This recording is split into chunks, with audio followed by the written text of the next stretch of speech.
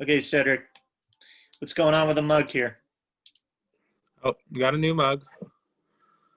It's a fancy mug. It's a very strong mug. Holds coffee. Good. What? Can't even Okay. hear you. Oh, but basically, yeah. So got a new mug. It's a very sturdy mug. Yeah. Yeah, it's an expensive mug. It's like it's from an outfitter, Filson. Think like a Duluth Trading Co. or something like that. If you've ever been to one of those kind of stores. But it's just a very strong mug. Like it just feels very solid. So if you were to throw it against the wall, it wouldn't break, is what you're saying. No. I think it's just. I feel like really the biggest thing is just the paint that they used. I do prefer my sturdier paints to my less sturdy paints, so I can see why you like that. It just seems like it was more like fired in like an actual kiln, like it was like really like done properly. But no, yeah, but it's just a mug. It is But cool. I might also just be buying into their like it's supposed to just all their stuff be sturdy. So I just feel like this is a sturdy mug.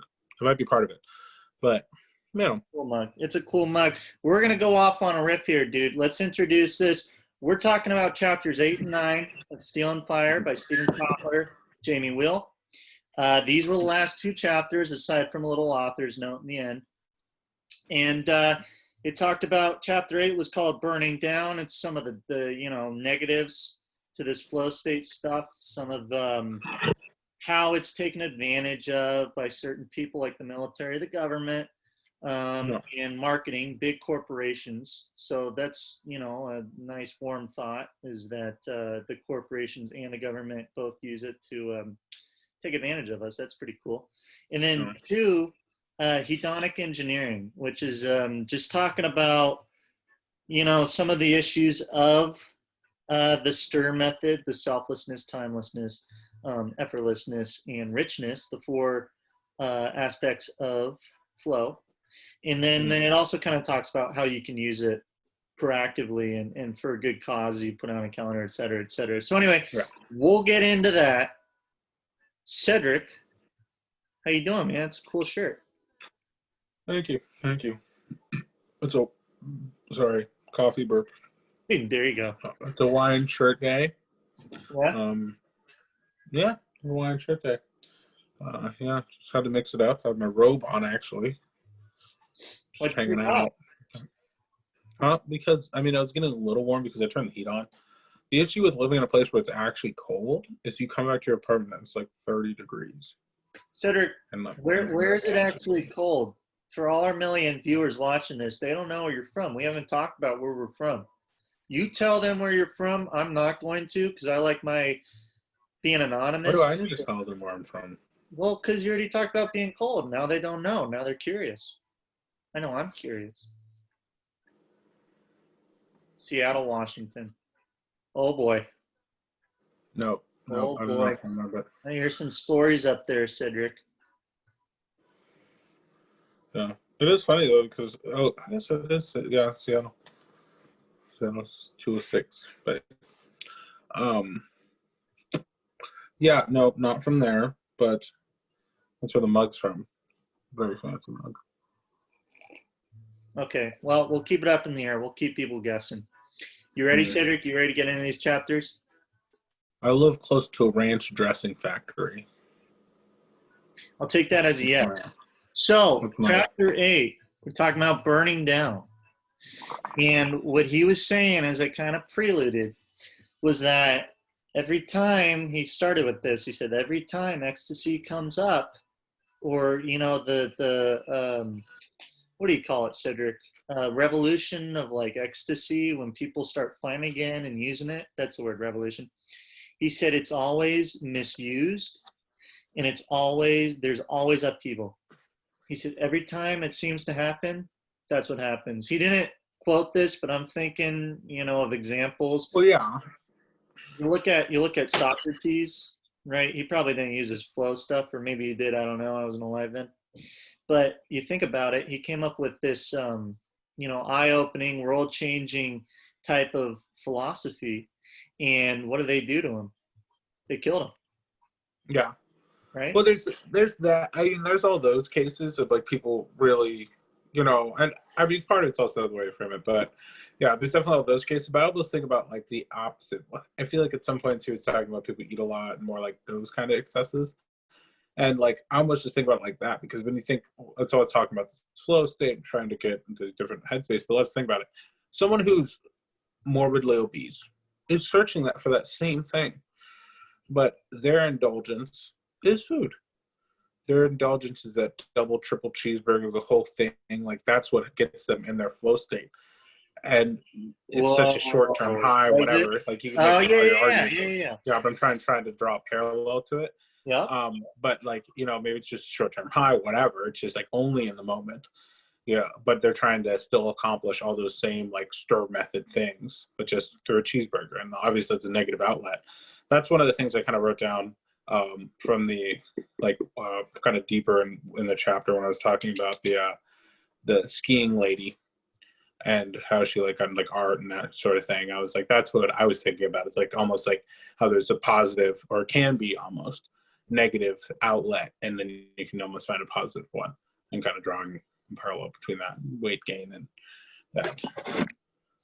Yeah, that's a good point. They were talking about that. Was that in chapter 8 or chapter 9? They were talking about the negatives because he was talking about salt and sugar and fats and how people are, addicted to that and how we have such an obesity No. epidemic right now. Was that chapter 9? Was that the last one? It was one of them. It was somewhere in between there. I'm not as good at like really dividing them. I kind of look at it as like each one of our talks is the whole is what the whole chapter is, Yeah. because I just do it in one go. So Okay. Well, if it was, I mean, we'll go through. I wrote quite a few notes, so hopefully I don't jumble them up. But for chapter 8, they talked about again how there was the upheaval and there's misuse. He says it's a constant battle between access and control. And he used an example. They were talking about like transmission lines. They were talking about like telecommunications stuff, I think. yeah, And they were saying how, at first they put them up because they said, oh, look at this. If you put these up, you can talk to your friends, you can talk to anyone. But then it turned into companies taking advantage. And he said NBC. That's right. He was talking about NBC yeah. and how they came in, and they took control of it all. And they pretty much controlled, I guess, the communication. Am I getting the right thing? Is that what he was saying? He didn't really expand. Like that's where I was annoyed because I feel like he like would tell like this time a lot of 80% ish of stuff. Like he didn't really expand on that very much. But I guess he's just kind of alluding to the fact that there's like a very few corporate giants who are really controlling that medium or that space, and that like they almost want to stifle communication because of that. I feel like he's really just trying to set up his like argument for like stifling communication and how like people in the past who tried to bring some of these old ideas were stifled. I think feel like that's really what the point of it was. More of just like to try to like not even really say it as a fact, but more kind of reinforce other points he was going to make. So you're saying they're stifling communication. NBC intentionally stifled communication? Not necessarily. I think intentional. I mean, maybe mildly, but like a lot of it's just if you're 90% of what the thing is, like if you're 90% of it, even if you're not trying to stifle it, you just do because you're 90%. So who's gonna listen to 10%? So like regardless of whether they're purposely doing it or not, it just happens. That's a good point. Yeah, that's a good point. I mean, the whole point, you're right. They were setting it up because they were just saying that all these corporations take advantage mostly of our weakness, of human beings' weakness. And what's our biggest weakness, according to this book? Oh, this one. Well, I mean, they use Exodus or whatever, but it's really just chasing like a high. Yeah, ecstasy. That's it, man. That's it. That's exactly right. Well, that's what I got from it.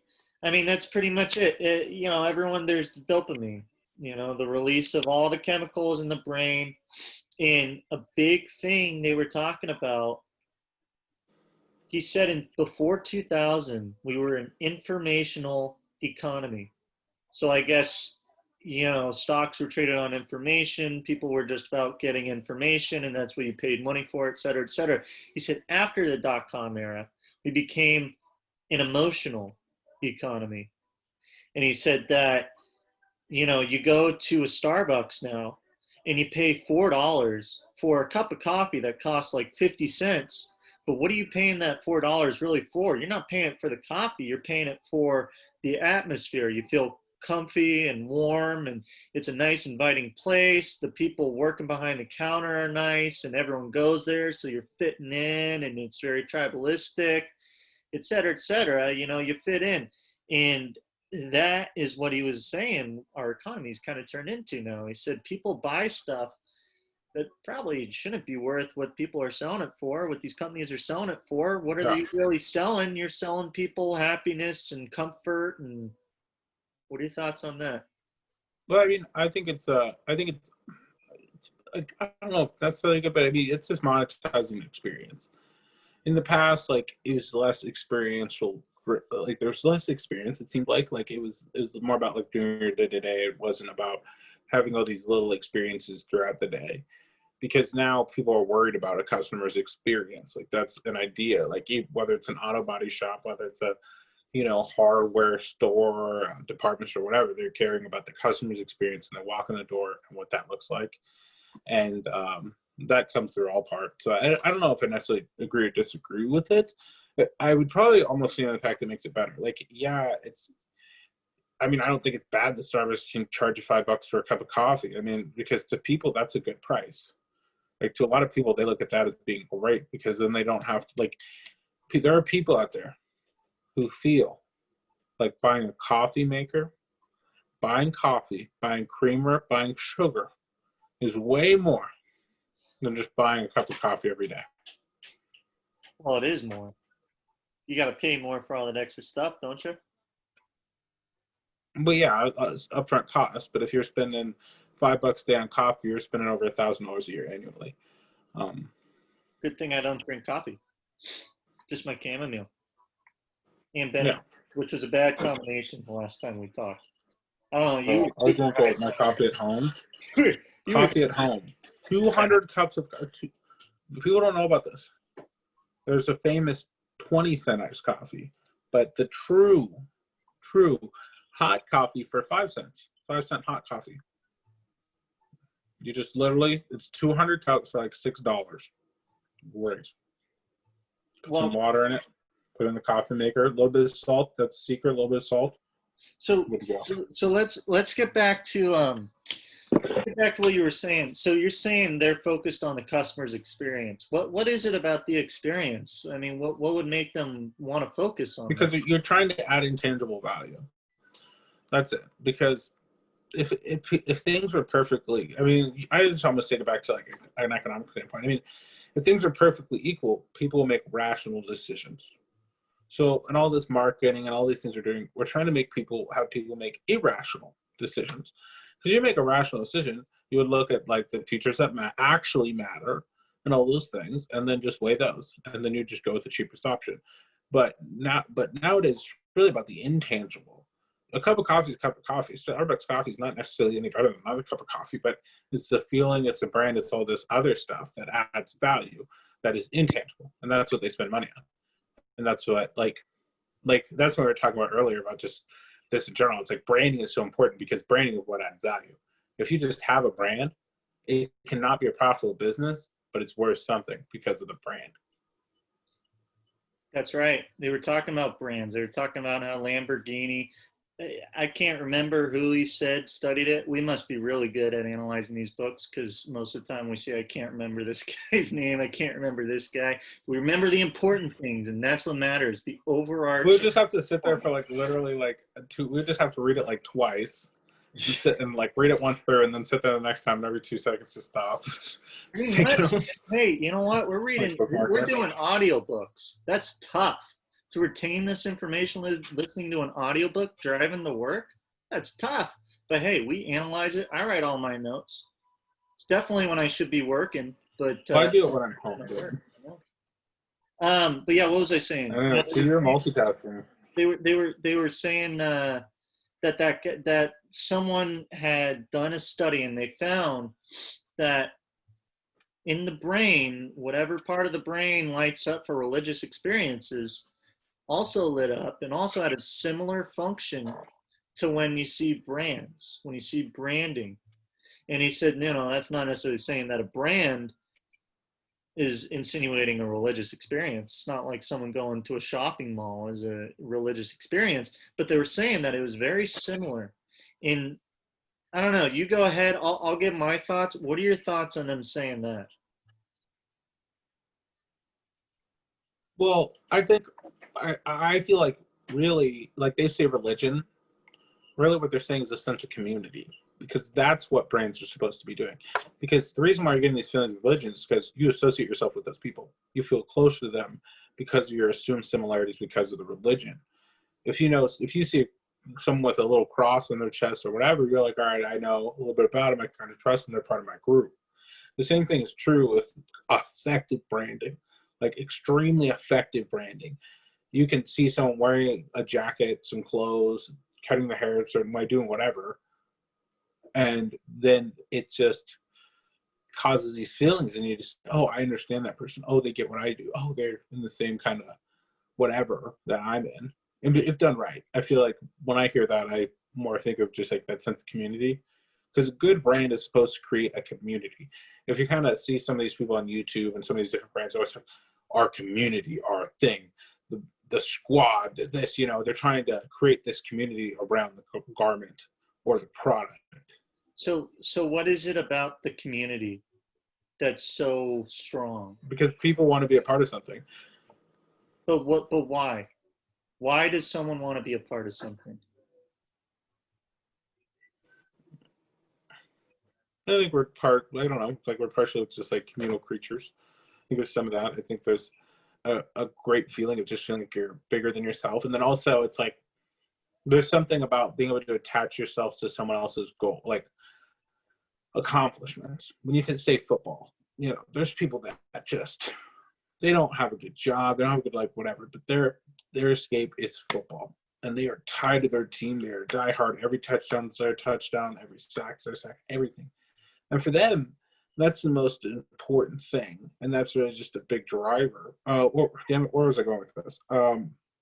Well, you want to be a part of Oh, something. sense of community. Yeah, so sense of community. So yeah, so that makes them part of that community, and that gives them value. Whereas like it can be very hard to just be alone and just you and say it's just me, and I make it solely on the merit of myself and me, outside of these other things that are connected to other things. It's like there's people that get excited about Nike doing this deal or having these athletes and all this stuff because they have Nike shoes. What the hell does that have to do with Nike? You bought their product. You are not associated with Nike. Well, You paid for the product. because people like the athletes. No, I know there's that, but I'm saying that Nike's so good. You gave them money, and now you feel like you're a part of them by giving them money. And so what is it about being a part of something that draws people to, I mean, what makes someone want to be a part of something? I think people just don't like being lonely. I think there's a certain amount of that. It's like feeling the presence, or a purpose. It's just like people want to be accepted. So if you feel like you're a part of something, whether you are or not, like that's a feeling of acceptance. So what this book has said multiple times, especially in The Rise of Superman, when they talk about group flow, they say that when you're a part of a community, when you're a part of a group, your brain, you kind of step out from yourself. And we were talking about this in the very first, actually it would have been the second interview, the first one we didn't record. But the second one, when you brought up Hitler and they were talking about community and how he got the German people so excited, and he said it was kind of a double-edged sword. The community is a double-edged sword because on the one hand, when you feel like you're part of something, you're happy. The emotions that come out are happiness, belonging, love, acceptance. And that's what everyone wants. That's what everyone ultimately wants, is understanding and acceptance. But again, like I said, it's a double-edged sword because while that happens, if you give too much into the community, you lose a part of yourself. And in terms of these businesses, the part of yourself that you lose is your money because you're paying $160 for a pair of shoes that probably costs, I don't know, what, like $30, maybe at the most. Or you're paying $4 for a 50-cent cup of coffee at Starbucks because you're part of this community, and you know, while you feel happy and you feel loved and accepted, you're also losing your tangible value in your money. And that's the thing. What's more important to people? Their money and I mean, I have my personal thoughts on money. I think that money leads to financial freedom. Financial freedom is true freedom, because if you don't have that true freedom, you don't have that financial freedom, then people are just going to tell you what to do for your whole life. That's why people get stuck in the rat race. That's why people are always paying bill to bill, or you know, they're living bill to bill. Excuse me. Um, I mean, that's the thing. And so maybe if you were to step out a little bit and say, hey, you know what, I could have a coffee. Maybe it's not going to be as good as Starbucks, but it does the same job, and I can make it at home for this investment of maybe $70, or I know your coffee machine's cheaper, you know, for a coffee machine. And Oh, I see how it is. Yeah. That's because I'm brown. I got a cheap coffee maker. That's okay. what I was That's saying. okay. No, you were Did I bragging. not show you? It's a Yeti coffee. Do I need to grab and show you? I'm gonna grab and show you my coffee. Grab and show me the price, because you were bragging about how cheap it was, and that's why I brought it up. But like I was saying, you know, the thing is about people, they buy all this stuff, and you're spending all this money. Show me. Okay, does it say Yeti because you put a sticker on there, or is that actually a Yeti mug? How can doesn't it does this not look like a Yeti product? No. You cut out. What's going on? Okay, we're having some technical difficulties. Cedric's Yeti sticker got peeled off. You gotta say something, otherwise they're watching me because we're on Zoom, right? Oh yeah, so here's the Yeti coffee maker. As you can see, it's top quality stuff. Coffee goes up there, water in the back. It's a great product, Yeti. And how expensive was it? What did it cost you? Oh, it was a lot. What's a lot? I would say in future dollars, No, it was not probably futures. How $300. much did you pay? What was the price that you paid in the past? What was it? Just say it, dude. If it was really a lot, you wouldn't have any problem just saying it out loud. I wouldn't. It was like $15. It was like $15. What did That's I a lot. say? Because you're brown. No, because you're smart, Cedric. Because you're not falling for this community stuff. Community's good. I'm not saying it's bad, but you're not falling for it because you realize that you can make coffee cheaper for yourself. Well, I feel like that's a different marketing. Like the community is what brings you through the door and what makes you choose their product when you're searching for that type of product. And that makes you feel like that's the one you want to buy, because like everybody buys clothes, and Nike's goal is to capture your clothes business. And obviously, once they get you in, it's to get you to buy more clothes. So I feel like in the Starbucks case, their whole goal is to get you to feel like it's easy and it's cheap. Like somehow people are so dumb. They feel like $5 every single day is cheap. I disagree. I don't think people are dumb. I think people don't realize that they're being emotionally taken advantage of. Because if you haven't had your eyes open to an experience, how can you know? It's just like way in the past, right? They used to think that volcanoes erupted because the gods were angry.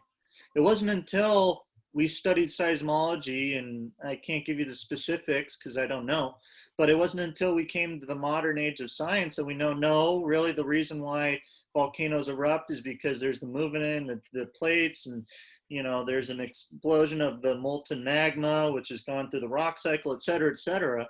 We know that, but in the past, they thought it was a god. They thought it was a god that was angry at them, and they had to sacrifice a girl. I feel bad for all those girls that died, and guys, I don't know.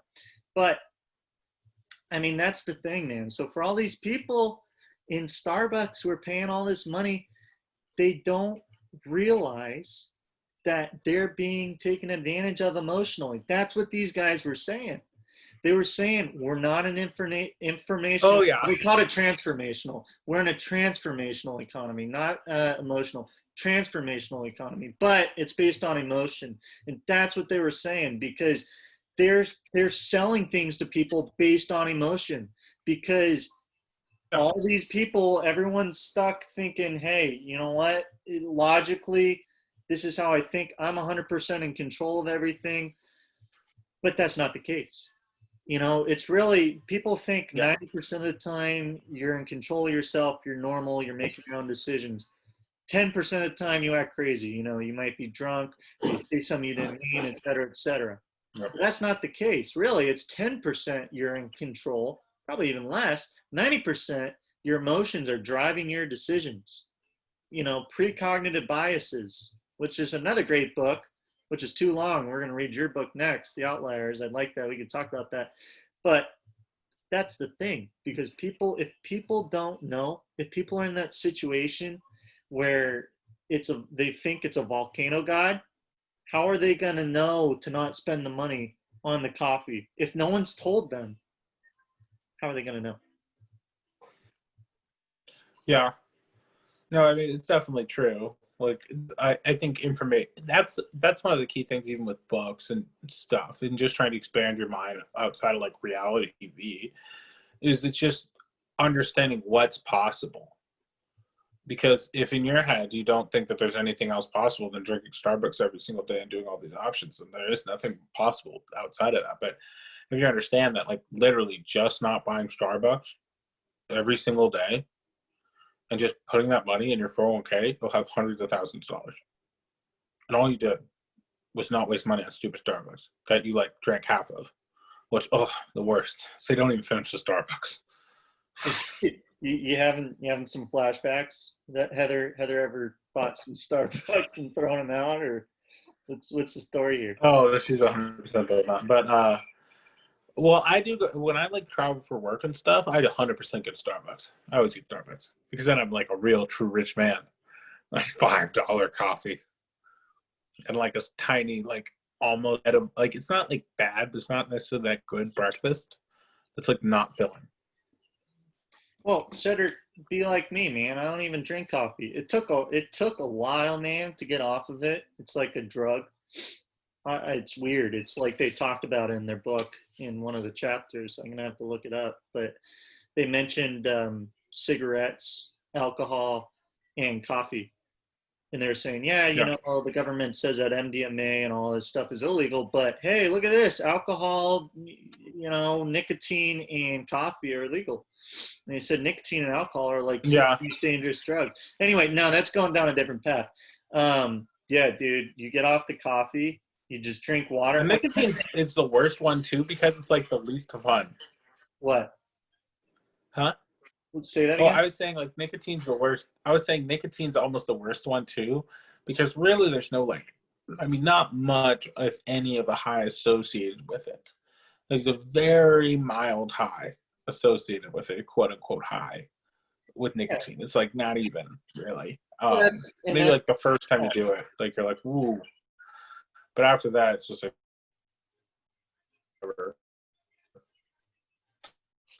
Cedric, you still there? You're cutting out a little bit. hey, the cops is just. You still there? Okay, so where we at book wise? Oh, I really like like as far as with the coffee. I don't know. Anyone listening, if you can, get off coffee. I drink 1.5 gallons of water every day. I feel fantastic. It calms you down. And also start sleeping 8 hours. I mean, it might sound like it sucks, but I go to bed around like 8, 9 o'clock, and then I wake up at 4. That's what you want to start doing. You want to start waking up at 4, drink a lot of water, 1 gallon of water, 1.5 gallons of water.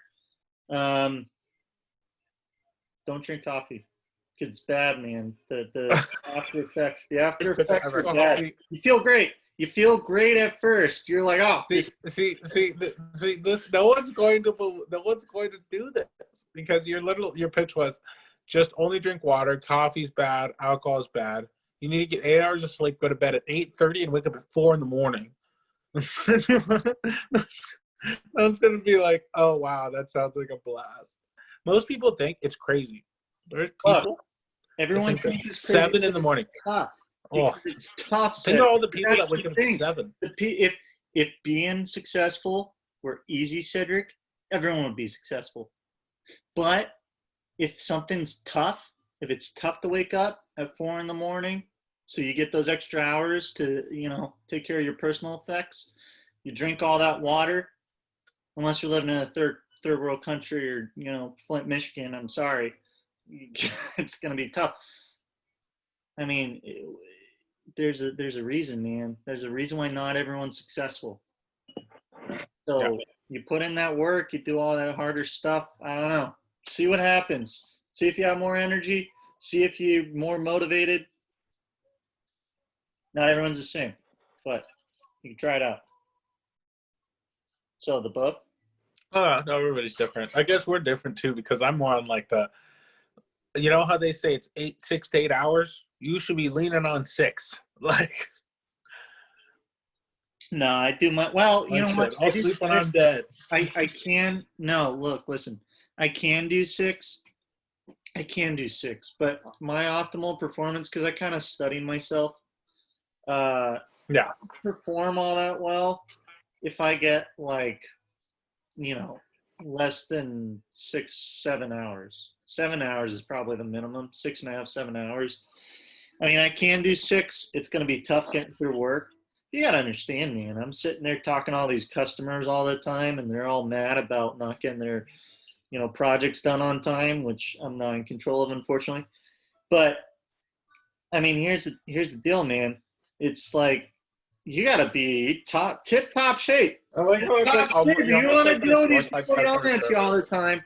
First of all, I know that sounded bad. I'm a great project manager. Anyone who thinks otherwise is wrong. Second of all, you got to be in top shape, man. In 8 hours, I study myself. That's how my body works. When I get tired, I can't think. I got to think so I can talk. When I talk, soothes them down. They're like, oh, you know what, Matt? I'm still pissed, but you're right. And I said, that's right. Now leave me alone.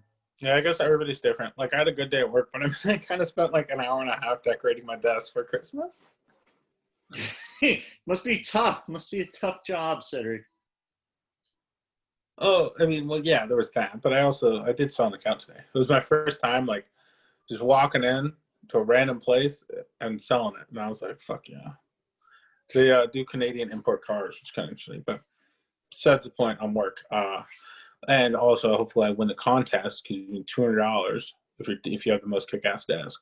And there's only me and this other lady, Chrissy. It's me and Chrissy, all right, that are in the running right now.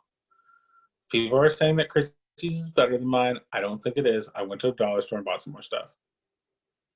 Good. As long as it's under $15, that's the most you'll pay for coffee. So. Oh, I spent $5. Oh, it wasn't even 15, so you lied. And part of me. You said that thing was $15. No. I didn't. I bought supplies so I could win the desk challenge. So I spent $5 on Christmas supplies. Okay. Hey, let's get back to the book because I feel us kind of getting away from the subject. So we talked about corporations. Yeah. So it's the emotional. So, I mean, what are your thoughts now after discussing the community and why people want to be a part of community? I mean, what are your thoughts? Do you agree or disagree with him saying that we're in like an emotional age of marketing and consumerism? I mean, I don't think it's necessary. I mean, it's all about how you want to define it. And I think it's fine to define it that way. But I feel like when I think about it, I don't think about it as like we're somehow in this new age. It's similar to like when we had the printing press, we only read books. But now, obviously, we watch TV. It's not the printing press was wrong and that was a bad thing and we didn't know about it and all this stuff. It was just like the newest form, the most modern type. That was the best. Like clearly, obviously the best. So they're just going to make another one that's the best. Because obviously, if you're trying to market or do something, you wouldn't use a printing press. Like, that was stupid. Yeah. I mean, I see what you're saying, but what I'm saying and what I'm getting from this book is he's saying that more and more people, because he's saying Silicon Valley, the SEALs, all these successful peoples are using this flow, which means they understand how the internal human system works. They understand that people are driven by dopamine and by pleasure. And when we do go to this dopamine and pleasure, and there's that kind of sense of selflessness, and your impulse control is turned off, people are more willing to buy stuff. People are more impulsive because the control's off. So he's saying, I mean, have you seen that movie? What's the one on Netflix about social media? Social Dilemma. Have you seen that movie? I haven't watched it. I mean, I've watched part of it. I haven't finished it. So I mean, I mean, first of all, anyone watching, if anyone's watching this, please watch that movie, because the social dilemma is pretty much saying that Facebook, Instagram, I think Reddit was on there. I don't know all the other ones. Gmail's not addictive to me. I don't know what they're talking about. But I mean, they're saying that it's got all these little notifications and all these little tricks, these little precognitive tricks that nudge you. It's psychologically to get someone to do something that you want them to do without them knowing. It's called nudging them. And what all these companies do is they nudge you to stay engaged with their service, with their social media, so that they can take in your data and sell them to advertisers. And that is the strongest marketing method that has ever existed in humankind. And that is why these tech companies are the most, they have the most capital ever. They have the most money ever out of any other company ever. I mean, Apple's what, like 1.33 something trillion dollars. So that's why, because they understand that people are, falling for the dopamine, because we all want pleasure. And that's the thing too, for all these people who are still using social media and all that stuff. I mean, you got to market yourself. You want to start a business, that's understandable. But you got to also understand that while you're doing that, you're putting yourself victim to these tricks where that's why people, you're, oh, I'm only going to spend 5 minutes on Instagram. And then 30 minutes later, oh, shit, I better get back to work. I mean, it's not your fault. It's not these people's fault, man. That's just how people are. We want pleasure, and it's an immediate pleasure. Immediate. Yeah. Yeah. I mean, I don't disagree with you. The thing that at least on the negative social media aspect of what you're saying, that always got me outside of just like, the time suck, was just the negative feelings. Like, you just start comparing yourself to people and feeling like you're not doing as much cool stuff as you could and all this stuff. And it's like, you literally pool 1,000 people. You take 1,000 people, and have them post the coolest stuff they've ever done. That's all you're doing. And then you're only looking at that. And then you're like, wow, I'm not doing this. And it's like, what are you talking about? They only did one thing out of the 365 days. And all those people only did one thing. And it's but now you think that you have a sucky life because of it. Yeah. And that's what I didn't like. Yeah. I mean, that's the thing. They were talking in that movie, The Social Dilemma. They said like suicide rates in 15-year-old girls and younger, probably in boys too. I think they only specifically talked about girls though, has risen like dramatically since Instagram and all that stuff came out. And they're saying it's because they think that, because people only post pictures of themselves in the perfect poses, looking perfect, having the most fun on the beach. But if you've ever been with a girl and you've ever seen her phone, they have like 1 million photos. So clearly it was 1 out of 1 million, which is not a high percentage for a perfect life. Yeah. So, but that's the thing, right? And then they also like edit it too and try to get all these angles and it's just like, why are you trying to lie to people? Like, why do you even want them to know? First thing, if I want someone to think I am something, I want them to think I'm broke, because you know what that means? They might give me money. All right. If people think I got money, you know what they're going to do? Try to take my money. It's like, no, I don't run charities. I am a charity. Give me money. I don't know if people are going to go out of their way to give you money. Maybe. I don't know. You might be more. I think I do believe, though, if you truly told enough people that you are a charity and that you were taking money, if you just told enough people You could probably have enough people support you. Like you could just find enough old ladies that would give you $10 a month. Oh shit! Found No, like you're right, 1,000 of them. Like found 1,000 people to give you $10. dude. Dude, no, you're right. Look at all these GoFundmes. Look at all these Oh yeah. GoFundmes. Someone dies, which is unfortunate. Okay, let's preface. But they get like millions of dollars in some cases. I'm not going to illicitly say something, a specific example I'm thinking of because it's very controversial, but millions of dollars or thousands of dollars or just much more money than you get. And it's just like, have you ever seen the South Park episode where Cartman and all the guys, they create their own website, their own GoFundMe. Have you seen that? Yeah. I've not seen that episode. Okay, so it's great. Good It's one. great, right? So what happens is Cartman finds out that the Washington Redskins, their logo, they lost like what's it called? Their rights over the logo. The football team lost their rights. So Cartman gets the logo and he's like, "Hey, we got to call our company the Washington Redskins." And then they cause a little divide and all. But what happens is because they're called the Washington Redskins, everyone knows them and they're like, "Just give us money for doing nothing." And they start interviewing all these people because they're getting money like crazy. And they're like, well, they're interviewing someone. Like, oh, well, I gave them money because they're kind of doing nothing. I thought that's pretty sick. I want to give them money for doing nothing. And so they changed their name. They eventually had to change the name because the coach was getting on them, saying that they were taking advantage of them. And so they're okay, we'll change it. And they changed it to Washington Redskins, go fuck yourself. They're like, look, our goal at Washington Redskins, go fuck yourself, is to do absolutely nothing and to tell you to go fuck yourself while you give us all this money. That's what we're gonna do. And they made like millions of dollars, right? So I mean, that's I think South Park writers are genius, man. I mean, they are genius. That's why I love that show. But I mean, that's pretty much it, man. That's exactly. So maybe you got a point. Maybe you got a point. If you act rich, no one's going to give you any money. But if you act poor, I don't know. I don't know. Why do rich people always act like they don't have any money? They're always like negotiating, trying to pay nothing for something. It's because they can't be messing around. That's another thing I never really thought about until I started running numbers on houses all the time. I never thought 10 grand here, 5 grand here on an entire house purchase made that much of a difference. But then now I look at it, that makes a whole world of difference.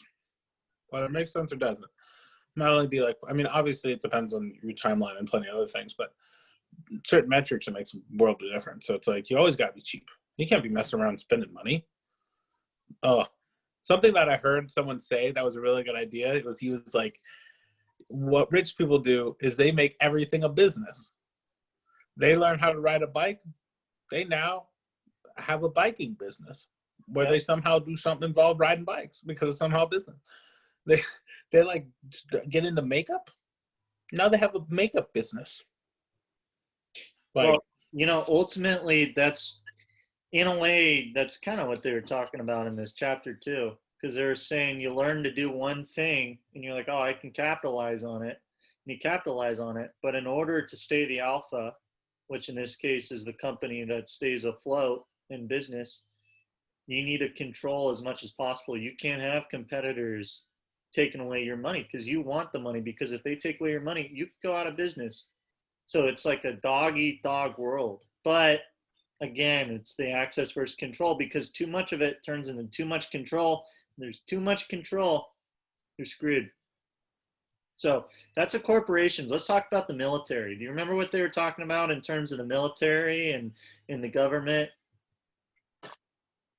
They were talking about how monkeys, if they're able to pleasure themselves, so basically just keep pleasuring themselves and go to sleep and then keep pleasuring themselves.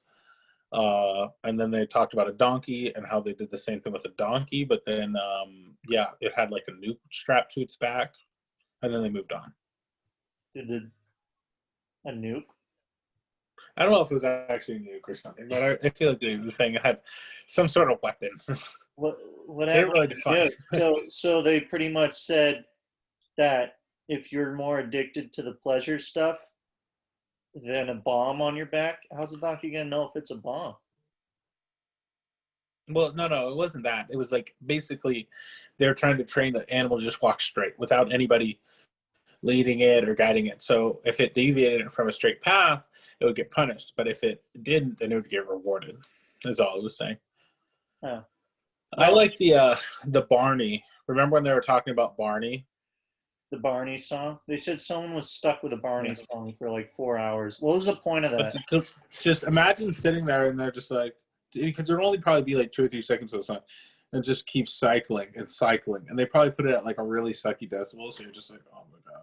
But And it's like, what was the point of that? Because I did not get the point of the Barney song.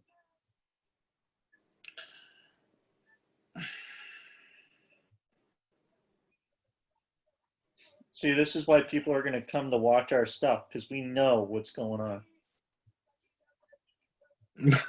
I don't even want to blame us. I feel like this is really a commentary on partially like some of their evidence from the book. Like we shouldn't be having to sit here and like when we're perfectly relaying what the guy was talking about and being like, what? But yeah, what was his point? I don't know, but you know the point I got. That didn't make any sense. The point I got from him and with the monkey. I mean, the monkey was leading into what we were saying about consumerism and corporations.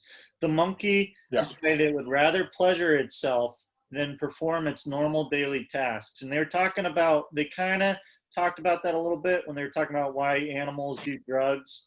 In one of the previous chapters that we talked about, they were saying that they do drugs, which is weird. Why do animals want to do drugs if it goes against your normal, drive to just stay alive, which you would think is a number one drive of any kind of creature, any kind of live animal. But, with the monkey, they found that they'd rather do pleasure than, do the other things to live. And it's the same with people. People would rather do pleasurable things and they'd rather pursue pleasure than think about some of the stuff that might benefit them in the long term. Or, hey, maybe this cup of coffee yeah, shouldn't cost 50 cents. Maybe it should be maybe it shouldn't cost $4. Maybe it should be 50 cents. I mean, that's what I gathered from the monkey thing. I kind of forgot about that, so I appreciate you bringing that up. But what I kind of got from the military was they were talking about that MK Ultra and how they were testing yeah, people. They were testing LSD, and they're pretty much trying to they're trying to brainwash people. I mean, that's kind of what I got from it because I think they were kind of picking up on this, all this stuff about dopamine and people seeking pleasure, and they were trying to brainwash people into seeking pleasure instead of what they actually want because they were trying to put that into wars, right? They were trying to like fight the enemy with mind games instead of guns and bombs and all that stuff, which one might argue is a yeah, little more dangerous. yeah, I mean, look at what's going on in yeah. the world today, man. Look what's going on in the streets of Washington, D.C. I don't know if you watched any of those videos, but it's pretty gnarly what's going on between the two factions. I'm People not even watching. I don't know what you're talking. Yeah, I don't know. getting shot in the stomach in Washington. In Is Washington this really? Is this like today or something? yesterday. Oh yeah, no, I didn't hear about that. Yesterday or 2 days ago. Yeah, they said it was like one in Sacramento. There was a big protest in Sacramento. There was a big one in Washington, D.C. And then there was one in some place in Washington. It wasn't Seattle. It was Olympia. I don't know. But, I mean, people were like getting shot and stabbed and beaten up. And it's like, whoa. Yeah, that's the other thing that's crazy. Is it's almost like with the news, we feel like the world is a worse place than it actually is. We're just more exposed to the bad than it's being more prevalent than it once was. So are you saying that you don't think it's as bad as they're saying? Or you think that, what are your thoughts? The world as a whole, yeah, I definitely don't think it's bad. I don't think it's remotely close. I would much rather live now and even heavily into the future than even go 5 years back. Yeah. Yeah. I mean, the ultimate thing is no matter what's going on in the news and the world and all that stuff, if something is directly impacting you, then you're obviously going to say something about it, right? Like, say, for example, we lost our jobs because of COVID. Say we had our own businesses, and they were shut down because there were lockdowns. Say you lived in California and there were lockdowns because, thank you, There California. are lockdowns here. It just like seems like, I mean, I guess I just live in a place where people don't believe in this. So it's like, yeah, there's lockdowns, but it just doesn't really feel like it. But I also don't go out. I don't spend money. Yeah, So it's like, you yeah, I should. don't go Go to to retail Starbucks, stores. man. They have cheap coffee. Uh, Spend your money there. yeah, I basically just go to Walmart to buy food. It's like, and I guess I'm in a lot of places, so I don't feel like absent of like being in places because I'm always in places. I just don't spend money at them. So I could care less. But let's not get off track. But I mean, what were we talking about? So I mean, imagine we had our businesses taken away from us. Then that's directly impacting you. They're saying, because in California, in San Carlos area, in the peninsula area, what they were doing is they had people going to individual businesses that they just let open maybe a month or 2 months ago, and if they weren't following COVID rules, you had to pay a $5,000 fine. And it's like you'd already been out of business for so long, you couldn't serve anyone because you weren't an essential business. So, Cedric, if that was impacting you and me, it'd be a little more real. But we're very fortunate to be working the job you are, the job I am, to where it's not affecting us. But I got to step out of myself and I got to think about how does someone who's directly impacted by this COVID stuff, how would that guy feel? Someone who's lost their job is losing their home because they can't pay rent or they can't pay their mortgage because their job isn't producing money because their job is not an essential business, then that person Well, for I mean, them, most it's people. I mean, devastating. you shouldn't lose. You won't lose your house, and you won't lose your mortgage just because of all the mortgage forbearance and all those sorts of things. But but yeah, I mean, it definitely blows. Like, there's definitely like an air whenever I talk to a business owner and they're like heavily impacted by COVID. Like, it sucks. Like, and you can just tell. Like, they're just so just like I remember when they had the second wave of shutdowns. I was talking to this guy who owns a gym. Like, I just signed him up, and like the week prior, and he was just like, "Fuck!" Like, it was like the same day that happened. He was like, didn't even really want to talk to me, uh, which was just funny because it wasn't like I was giving bad news or anything. And he ended up being like, "Oh, okay, totally." Like, it was fine, but it was just one of those where you could just tell the dude was just like, "I don't even know what to do." Like, I barely got to the last one. Like, and I thought it was fine. I was like, just tried to pick back up. Like, it's good, and then it's just done. Yeah. So If for that, anything, I feel worse for the gym. Like, the gym sucked. Like, the food place there was at least somewhere they could potentially make money. But like, if you were a gym, you were screwed because you just had to pay your lease, and you just pay which your lease, pay doesn't all your which like fixed which expenses. doesn't make sense because what are they saying? The people who are most susceptible to COVID are the ones with pre-existing conditions, who have obesity, lung problems, et cetera, et cetera. You would think that you would want people working out more and being in better shape and getting more sunlight so that these natural, acts of working out and working your body, getting your body stronger would protect you from COVID. You would think that would make logical, scientific sense. And yet, the gyms are shut down, just as you said. Yeah, I mean, I feel like it's mostly just because they just, I don't know. It's the hardest part about this is that there's no real good consistency with any of this. So it's just Yeah, you know like, what? There's been a million people that have talked about COVID and all that dumb stuff. We're talking about this book. We're enjoying ourselves. I feel for those people who are struggling. Whoa, excuse me, that has no connection to how I feel for those people. I feel for those people who are struggling right now. I wish them the best. I hope that we do open up soon so that they can start making money. I have a lot of thoughts on a lot of things going on. That's everyone's got a lot of thoughts, but we're lucky to be where we are, and I appreciate that. And where we are is reading this book. So it sounds like the military. I mean, it goes back to, I think the ultimate thing is it goes back to just them saying, you have to be in a certain state of mind. You cannot be using these drugs because then you're in an open state of mind. I mean, they're not going to come out and say it, but they're just going to make the drug illegal because it's very dangerous. you know, because there have been instances of people going to hospitals and stuff. But really, you know, looking deep down, maybe what they're doing is they're saying that so that people don't have open minds, so that they stop listening to them. Because if you have an open mind, you're like, hey, what this guy's saying to me doesn't seem right. It doesn't benefit me that much. Why would that person want to listen to them?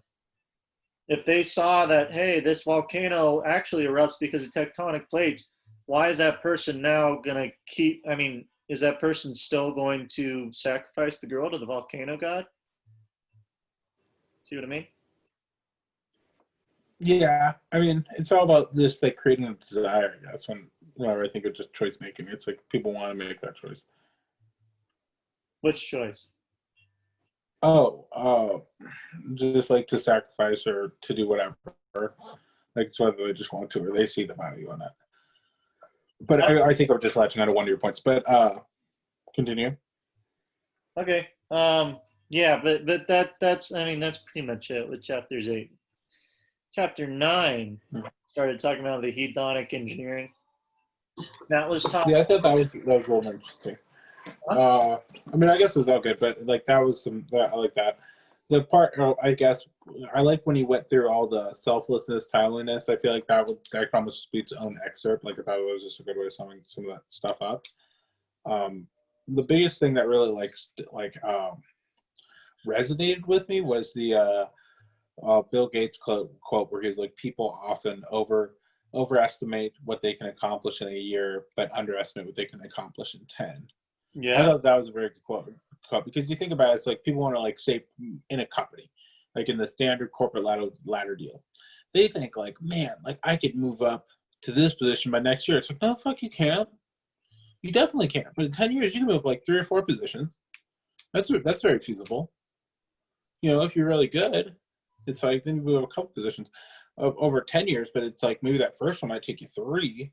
But it's like I just think that was a very good way to put it. It's like you almost want to slow down at the beginning, actually be able to accomplish a realistic amount, but then be overestimating what you can accomplish over a much greater period of time. You know, really be pushing yourself in the long term, but then in the short term having realistic goals. Yeah.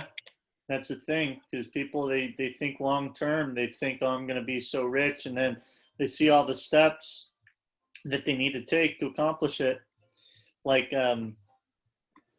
waking up at 4 in the morning and drinking a gallon and a half of water every day and doing all that stuff that you said was tough. They see stuff like that and they say, oh, this is impossible. I can't do this. It's too much. And then they give up. But if you look at small goals, just as you said, it's easier. It's like taking one step at a time. You climbing stairs. That's how it makes sense to me. Yeah. Yeah, I mean that's how I always think about it. It's like the journey of what is it? The journey of 1,000 miles begins with one step, or something like that. The other one I also always think about is like just trying to fall in love with like the process. Like that's I think the only way you can even get through this stuff because most of the time stuff just sucks so long before it's any good. You're just like not any good at it, and then at some point you just are good. Like you actually get it. Maybe not the best, but you're substantially better than you just were. And unless you like fall in love with the process, you're never going to get to that point where you've really broken through the wall and like you can truly start to improve. Yeah, that's the thing, man. And that's what I'm still trying to understand. I don't know it, but I was thinking about that too when I was starting to learn the piano stuff that I was showing you. It's weird, man. It's like you just have that faith that if you practice one day, even though you might suck, the next day you do it, you're going to be better. I don't know why that is specifically. I don't know what specifically happens within the brain. I want to know so that I can better understand it, which is actually something they talked about with the engineering. They said that Yeah. with the enlightenment engineering, if you start to understand what's going on with your body and how it works, then you start to better take advantage of it. When you take better advantage of it, then you're, in peak performance all the time. And then suddenly you're super successful because you're light years ahead of everyone else who's not in these peak states, not working to their full abilities. But yeah, I don't know. I don't know what it is. I want to know. That's why I love learning about psychology and in actual, biology, human biology. What do they call it? Bioneurology, something like that. But Neurobiology. neuro bioneurology, neurobiology. That's the one. Yeah, no, that's why I like learning about that, man. Because my thoughts are, if I understand not who, what I am as a human being and what makes my human body tick, and I can take advantage of it, then I feel like it's only going to progress me higher, faster than someone who doesn't understand. You know what I mean? Yeah. But Yeah, anyway, I look at it a little different, but I guess I still like it. I mean, I look at it more as like a perspective deal. Like I understand what's happening, so I can like grade or like almost like calm down. It's like it's just science, it's just some chemicals. The thing that really interests me is those monks, the people that can like just turn this stuff on. Because I do believe that there's some people that can just somehow do stuff, and it truly modifies, like really like drastically modifies their states. you're talking about the And monk. that's what really interests me when we talk about like, yeah, like some of those monks who like are like praying so hard they're like in a completely different state, like when they do like EKGs and all this stuff. Just to kind of expand on when you're talking about like the psychological part, that's the part that I always think is Have crazy. Is people have that can do that.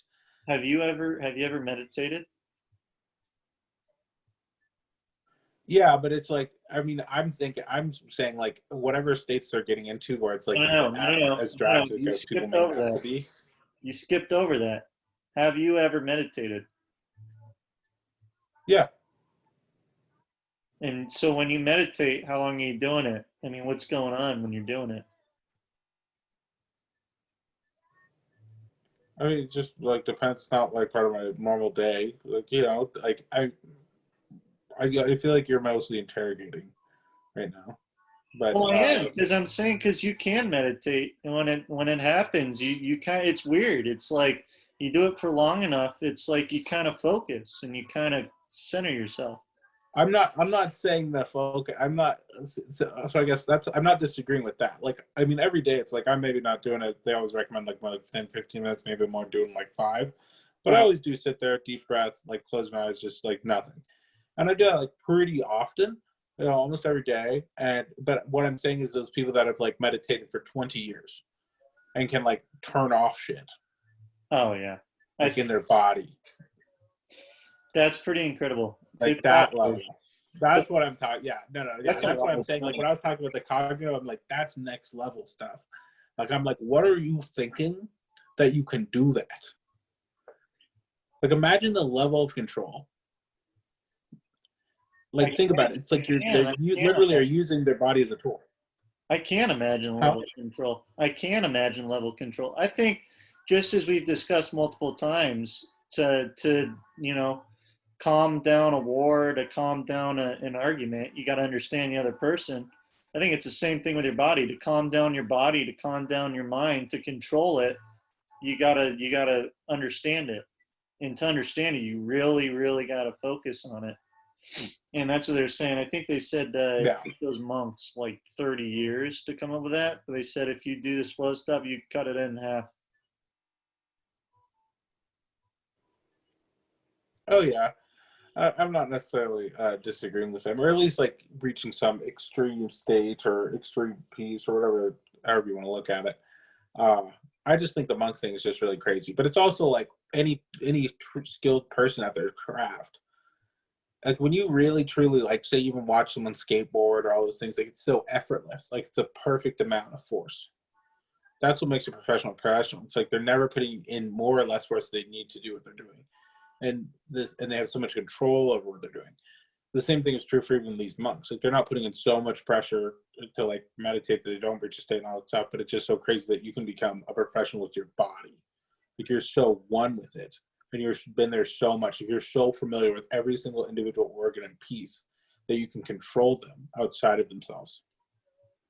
So ultimately, I mean, what are your thoughts? Are you saying that that's such a crazy thing to accomplish that it's impossible to accomplish, or do you think? I mean, could you do that?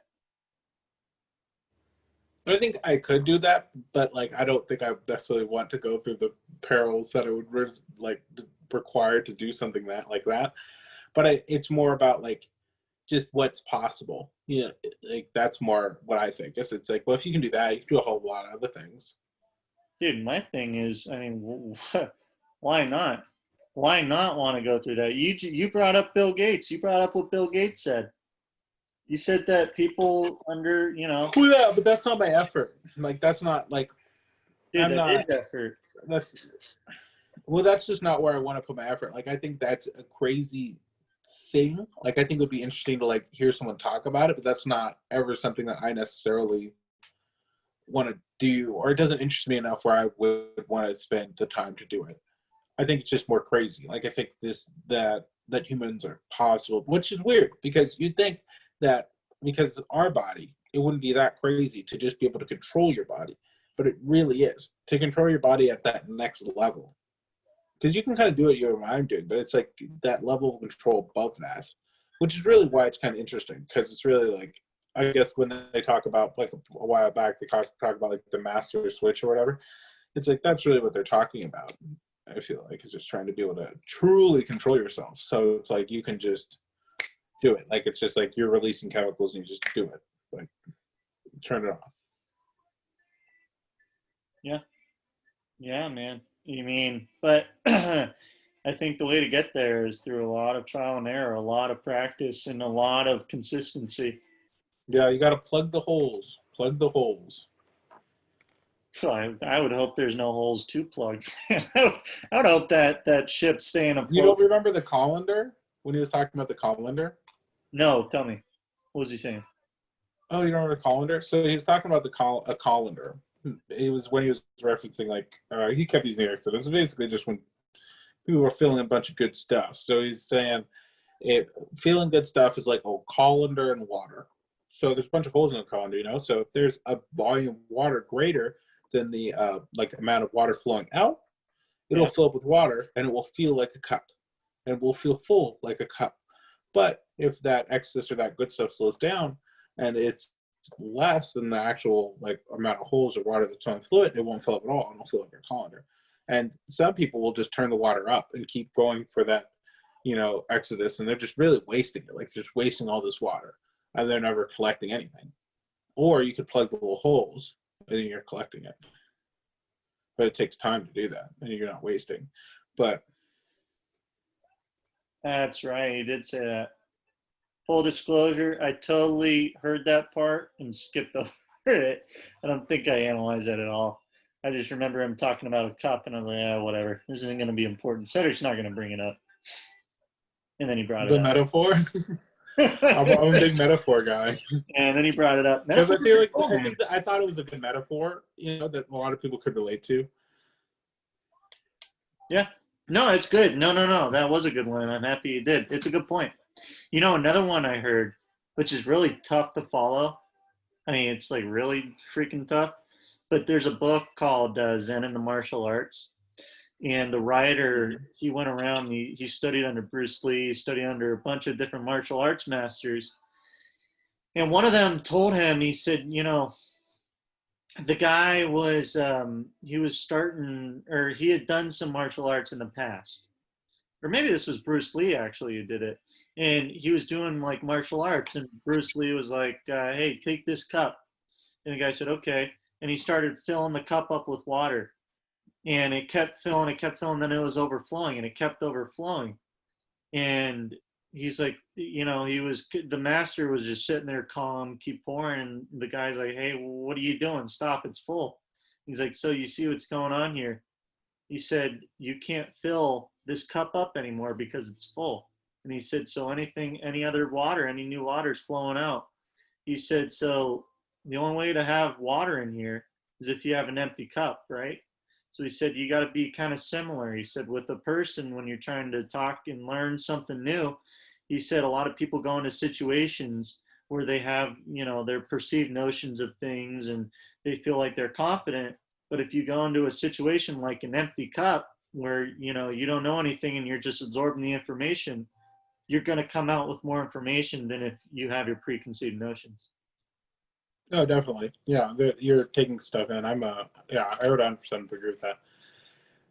Yeah, there's so much. It's like like you don't want to be a full cup, because then now what do you got to do? Now you got to give stuff away to people to somehow be able to fill yourself up. No, just go and empty.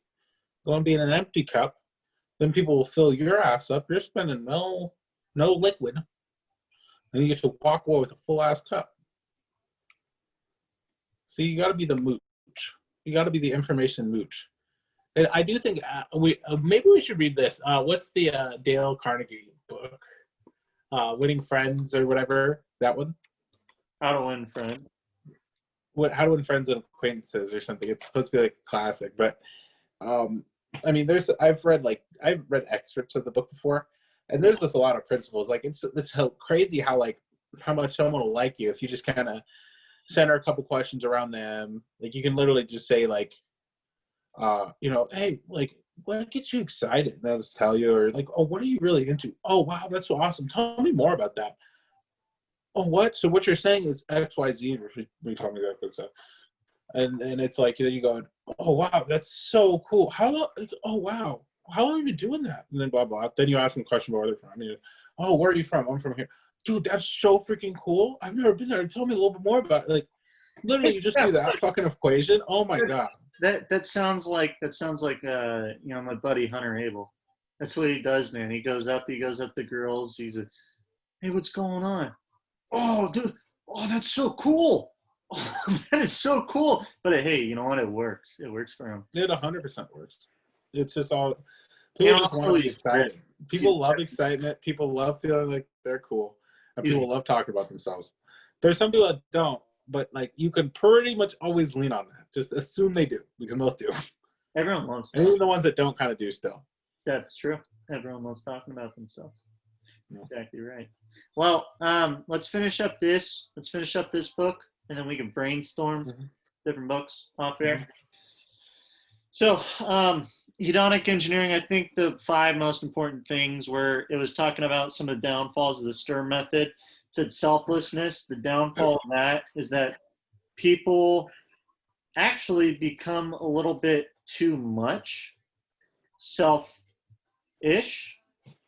when they think about this selflessness, right? Because he was talking about people go to holy sites like Mecca and all that stuff, or, they go to Jerusalem, and then they think, instead of feeling, oh, Jesus Christ touched me, like, oh, I am Jesus Christ. I've got so many things to accomplish now, and they said it's there's some mental conditions with that, but he said that pretty much, these people, it's like your ego is taken over. So I think he was saying that with this selflessness, Messiah complex, it's called Messiah complex.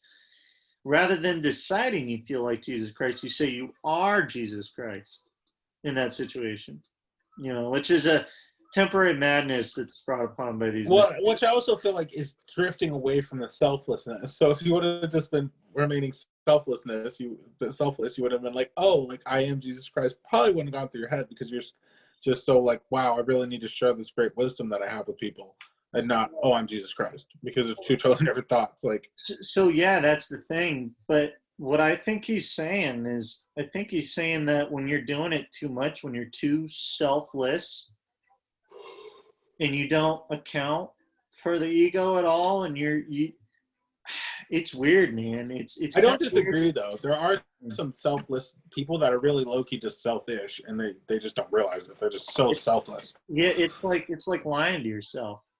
It's kind of like you're acting so selfless that you actually are, exactly as you just said. I think that's one of the downfalls. I think it's a little too much leads to that.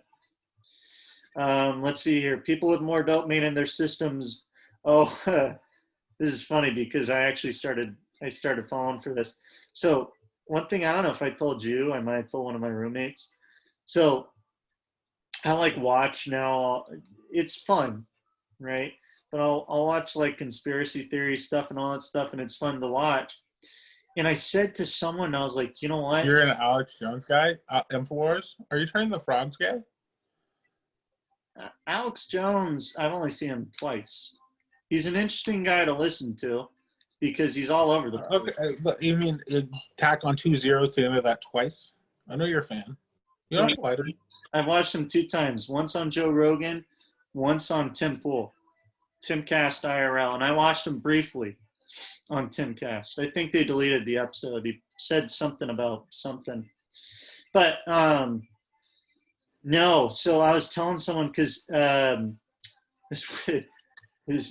happy they talked about this because now I know about it. Because I was telling someone, I was like, I don't know, man. I was like, the more I look into these conspiracy theories, it's like I kind of want to believe them until someone tells me, proves me wrong.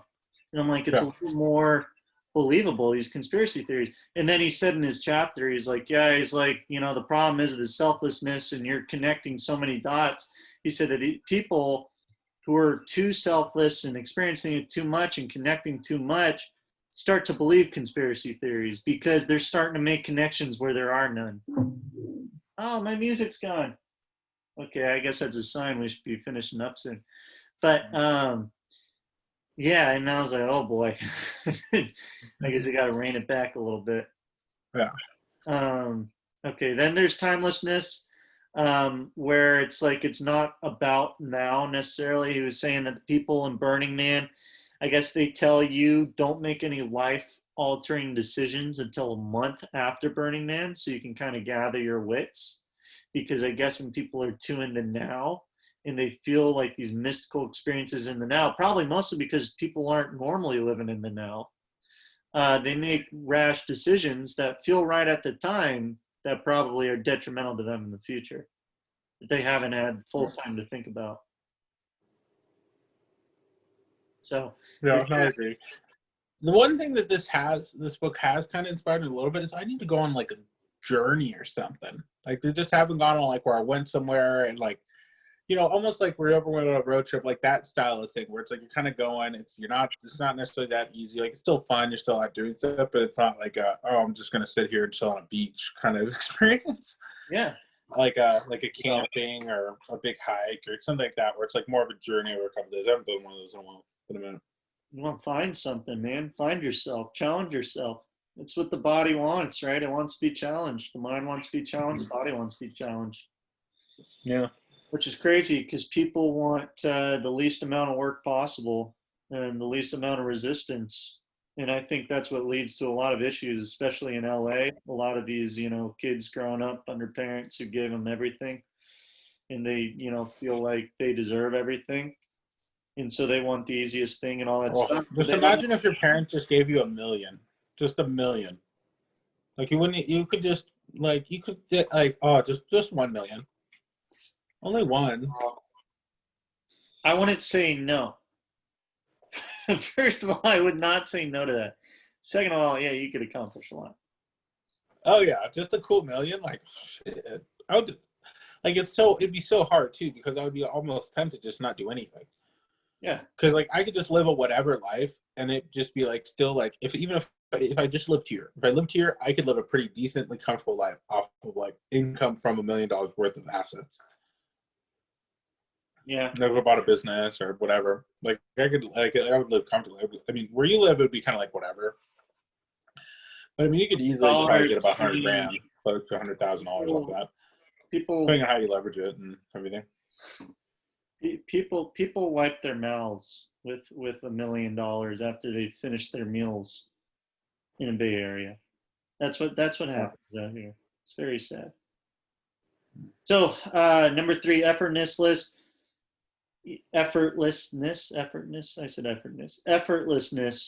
He said, don't be a bliss junkie. This one's big because there's so many people that are so addicted to the high.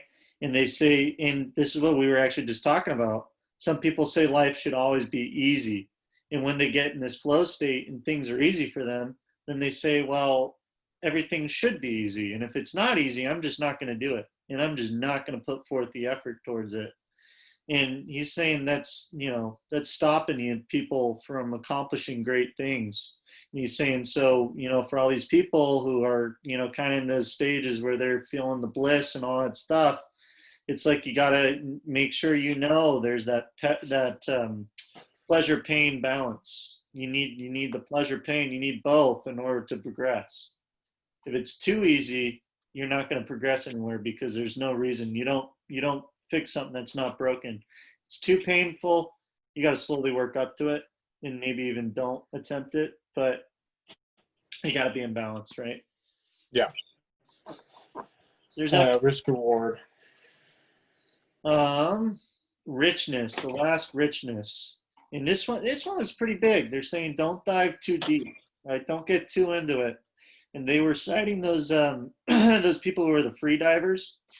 They're saying that two free divers, they just went out to like practice or something, and they went down and they didn't come back because it went too deep. They're like, oh, I can go further, and they died.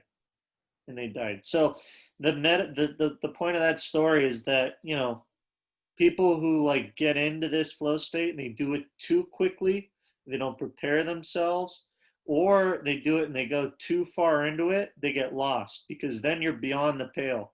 And when you're too far beyond the pale, you get lost. And when that happens, you're screwed, right? And Yeah, yeah, you just want to step outside of yourself. yeah, right. And that's why people become drug addicts. That's why people fall victim to all this stuff because they go too Yeah. far. That's dude. They're That's just numb to the risk. I think that's why he was saying in the thing. It's like every once in a while you just take a step away, stop doing it, so then you can become more cognizant of what's actually happening. Yep. Yes, sir. You definitely want to make sure you understand what you're doing. That's gonna be. Oh, I forget about that so much. So like I finally went first time skiing this season. I suck. I'm way better than I was last season though. Like Good. I actually can ski. Like I'm not good, but like I can do it. I can do it fine, and I feel comfortable going on everything. But definitely nowhere near as good as I was like at the end of the season. But it's still just really crazy to just see like just remember like wow, like I remember doing all this same stuff last season, but being so confident in it. And then now this season, I'm like, what? I don't know about any of this. And then I think about mountain biking, and I just know like when I go into the season, like what I was doing last season, those same trails are going to feel way steeper. The drops are going to feel so much bigger. The trails so much scarier. When And you by the end of the do season, it or the second time? when I go back to it, because I will have not done it for a while. That makes sense. Yeah. Yeah, So so everything seems bigger, everything seems scarier, and the risk seems so much greater. And then after you do it, you just don't even like think about it. I think that's a pretty important thing that they don't talk about in this book, which I kind of wish they did. Is all this flow stuff is great and all. It's great to be in peak performance and all that. Maybe they talked about it, maybe I missed it, but they don't talk about how you want to be kind of constantly trying to make sure you're doing this because the less you do it. No, that's the thing. They don't never mention it. They just say, oh well, these people get into these peak states and they're good, but it's like they never really talk about really the peak state aspect of it at all. Well, Like they kind of recommend all these different ways people have done it, but they don't really talk about it. Like there's not like they actually, just talk about it. actually, they did kind of. Maybe I'm pulling this out because I've been to their website, but they Well, do the whole goal is for them to go to their website. That's what they want you to do. they go to the website. Pay That's literally why they don't tell you, so that you can go to their website. Well, no, actually, I think this was in Rise of the Superman. I mean, they said that people they tailor their lives around flow triggers. So you're trying to get flow triggers as much as possible. I mean, did they say that in the book, or did I get that from the website? Well, no, they do mention that, but I don't think at any one point they're really like they don't really ever iron it out. Like, and they're like this and this and this. They say like if you go from this to this, it might kind of trigger it, or this to this, or meditation could be a good point, or these are this way that these people reach it. But there's not like, which I think it's because they don't really know either. But it's not like they've ironed it out where it's like if you do this, you do that, you do this, you'll be definitely there. It's definitely just like a bunch of different stuff that like all right, these things might help to inspire this. It's kind of how it seems to be presented. I mean, They're not mad about it or anything. It's just depends on the type of learner you are, right? For me, I like that because I got to look for the answers. I got to look to see how it all connects. And it's more of a challenge, which means for me, it's more of a reward. But then again, if my time was very valuable, which is actually what he talks about in his value equation, for whether or not you should do something, and it's too much time, maybe it's better just, hey, tell me what to do, tell me how to do it, and I'll do it, and that's what gets you there. So it's either or, either spend the time and look into it, or but everyone's different, right? I mean, different things work for different people.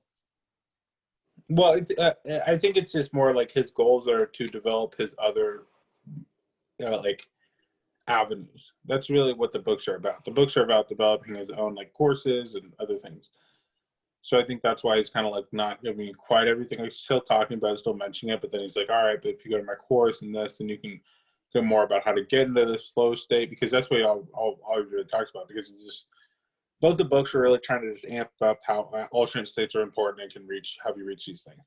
And all of them are just trying to build to like his other thing, which I'm not saying that maybe he doesn't have some information there, but it just always annoys me when you may essentially buy a book and then they don't like tell you. You know, so Just yeah, no. yeah, that's a Yeah, good I'm just like, point. no, just say it, and then like just say, oh, like we can expand on here. That's you know what, that's a good point because for me, a lot of this stuff I had to like figure it out on my own. Like you hear, you're like, oh, well, this guy meditates and this guy does this guy does that, and it's kind of like, you know, first of all, maybe they can't tell you because everyone's different because But that's different yeah, triggers. So if yeah. that's No, that the yeah, case, that's what I was trying to say too. Is like I just don't think they know, and so they just don't. It's more almost trying to normalize that idea of alternate states being okay and stepping away from yourself as being good. yeah, I don't know, maybe well, but how are you supposed to get there if you don't know how to get there? You know, Yeah, because it's almost like you feel like they're alluding to doing drugs, but then they don't really expand on that, and then like feel like they're alluding to doing music. They don't really expand on that. And so it's like, it just seemed like they were alluding to a zillion different ways you could do it, but really it's just like alternate states are good. And, kind of this one was like a little different than the other one because the other one was like specific on quote unquote flow state. I feel like this was more on like just alternate states in general to like help with creativity and like positivity and things like that. A little bit more. I mean, they're still kind of overlapping, definitely, but I think it was a little different. seemed yeah. This one seemed like a lot more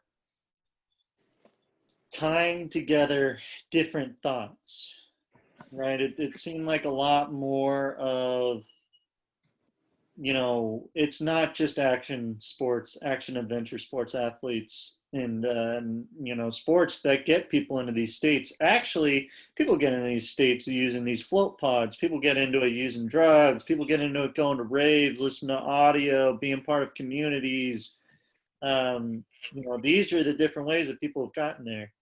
And the last one was pretty much only talking about, you know, action adventure sports. But I think that was a lead off for him because, Stephen Kotler, according to all his stuff, the reason why he got into it was because he's traveled with these guys and he was wondering how they were able to accomplish so much in like such a little time. How this 12-year-old kid was able to win a gold medal in the X Games doing tricks that people 3 times his age were never able to do before him. How is that even possible? And then I think because he talked about in the beginning, a lot of groups reached out to them and they went on a bunch. And plus, it's a 5-year span from 2013 to 2018, or when they wrote the book. So, yeah, probably still 5 years. But, they had all that time to meet with people and understand it more. And maybe there's a lot more ways to get into it. But Yeah. again, they don't tell you specifically how to do it. For me, I in the morning, right, I wake up, I play the piano as much as I can. I'm still learning. And then I go probably shower or something, go downstairs, I meditate for like 20, 30 minutes. And then once I feel nice and focused, then I'll start some work. And when I work, I know I'm stressing a little bit because and that work might be personal effects or actual work. Um, and because they say the norepinephrine, right, the stress hormones, they release, and I mean, it sounds like that's good. It sounds like you want to stress, so you kind of push yourself a little bit, mentally push yourself. That's what I'll do, and Yeah. then after that, after like an hour and a half, 2 hours, 3 hours, then I'll stop and I'll play a game on my phone. And it's weird. It's like I physically feel better. I physically feel happier when that happens, which makes me believe that what they're saying is true. And that's it. That's really all you need is to believe that it's true. Right. That's Yeah. what I believe. So, Then also I drink all the water. I drink, like I said, a gallon and a half a day. That keeps me calm. Not drinking coffee. Coffee wakes you up, gets you into it. I drink a lot of water to try to do the same thing. And then I also have a diffuser, which I'm actually using right now.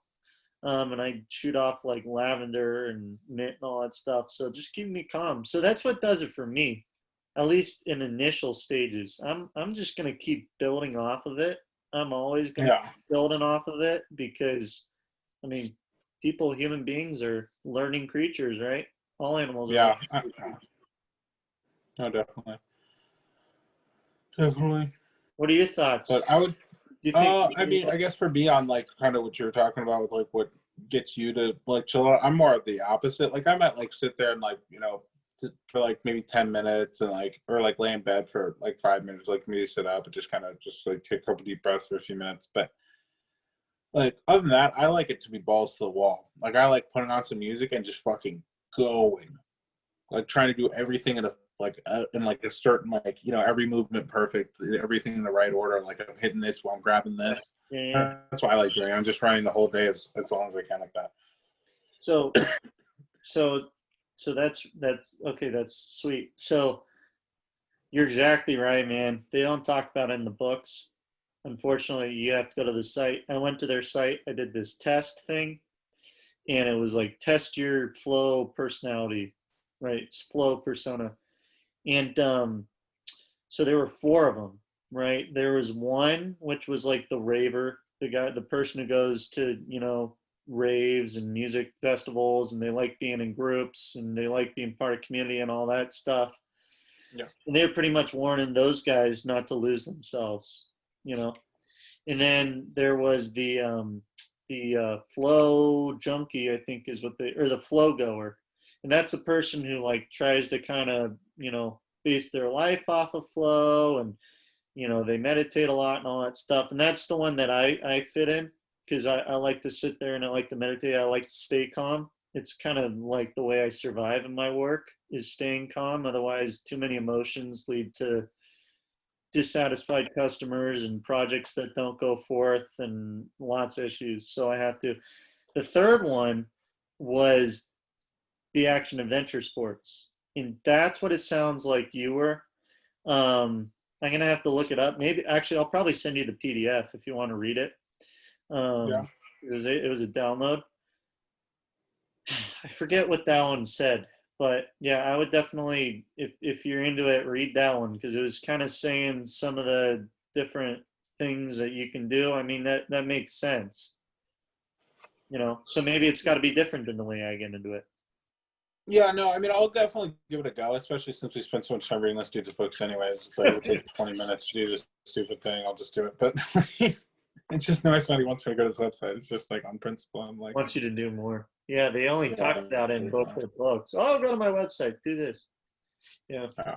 You don't have to go to their website. I already went there for you. I'll just send you the PDF. Okay, sweet. Sounds good. Okay. Well, All hey, right. man, But that's it. That's the end of the chapter. Maybe in about 2 weeks, like we talked about. Actually, probably 3 weeks because next week's Christmas. No, 4 weeks because New Year's. Dang. Maybe we won't. there'll be a while. Or at some point, we'll just talk about it. But we'll let this sit. We'll let all this information sit. We'll think on it, and then we'll come back with this book, and I guess we'll have to give our thoughts on it after letting it sit for a little bit. But until then, man, let's brainstorm. We'll come up with another book. We'll start on Wednesday. I'm looking forward to that. But it's been fun going over this book with you, man. I like Yeah, that's going pretty in good. depth. Good chat. It was a good book.